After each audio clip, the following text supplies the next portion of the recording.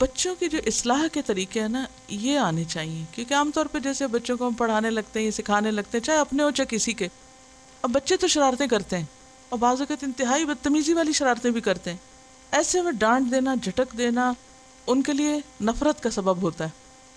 اس میں بھی ہمیں نبی صلی اللہ علیہ وسلم کا ایک بہت خوبصورت نمونہ ملتا ہے۔ ایک صحابی کہتے ہیں کہ میں بچپن میں پتھر مار کے کھجوریں توڑ کے گراتا تھا اور لوگ مجھے منع کرتے تھے، منی منع ہوتا تھا، تو اب لوگ مجھے پکڑ کے نبی صلی اللہ علیہ وسلم کے پاس لے گئے۔ آپ نے کیا کہا ہوگا؟ ایسا نہ کیا کرو۔ آپ نے یہ نہیں کہا، آپ نے کہا جو کھجوریں نیچے گری ہوئی ہوتی ہیں بس وہی اٹھا لیا کرو، یعنی آلٹرنیٹ دے دیا نا، یہ کہنے کی بجائے کہ تم پتھر نہ مارا کرو، ایسے نہ کیا کرو، کیا کہا؟ بس وہ کھجوریں اٹھا لیا کرو جو نیچے گری ہوئی ہوتی ہیں۔ کتنا مثبت انداز ہے، کتنا پازیٹیو انداز ہے۔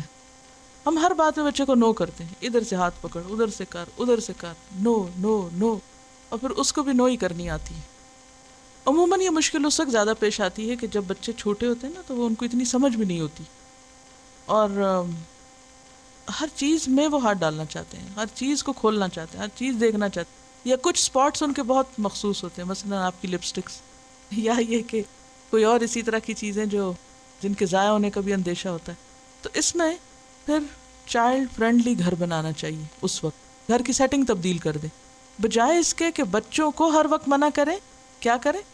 وہ چیزیں اٹھا دیں جو ان کو نقصان دے سکتی ہیں اور دوسری چھوڑ دیں۔ کیا ہوتا ہے؟ کچھ دن وہ بار بار اٹھائیں گے، رکھیں گے، کھولیں گے، نکالیں گے، اور پھر سمجھ آ جائے گی، یا پھر ذرا سے بڑے ہوں تو انہیں کہ اچھا آپ واپس رکھتے ہیں، چلیں آپ واپس ڈالیں، تو آپ دیکھیں گے کہ وہ کچھ دن بعد، وقت لگے گا، ایک دن میں نہیں ہوگا، کچھ دن کے بعد نکالیں گے صحیح، لیکن ساتھ ہی واپس بھی رکھنا سیکھیں گے۔ بچوں کی باتوں کو پرسنلی نہ لیں، کبھی وہ آپ کے بال بھی کھینچ دیں گے، کبھی آپ کی آنکھ میں ہاتھ ڈال دیں گے، کبھی آپ کو کسی طرح تنگ کریں گے، تو ڈونٹ ٹیک اٹ پرسنلی۔ وہ جو بالکل ارلی مارننگ کا وقت ہوتا ہے نا، وہ سب سے زیادہ لرننگ کا وقت ہوتا ہے۔ اس میں آپ نے دیکھا کہ آپ آبزرو کریں، ہر روز بچہ ایک نئی چیز کر رہا ہوتا ہے۔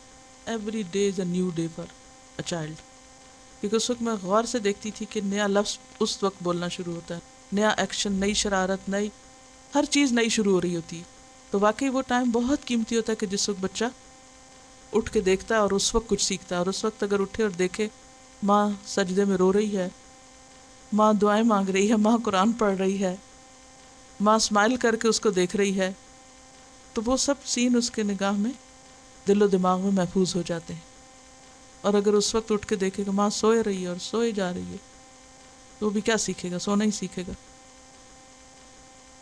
اصل میں بچوں کے لیے جو اہم ترین چیز ہے، اگر آپ ان سنتوں پہ عمل کرنا چاہتے ہیں، پیشنس اور رحم دلی، پیشنس اور رحم، دو چیزیں۔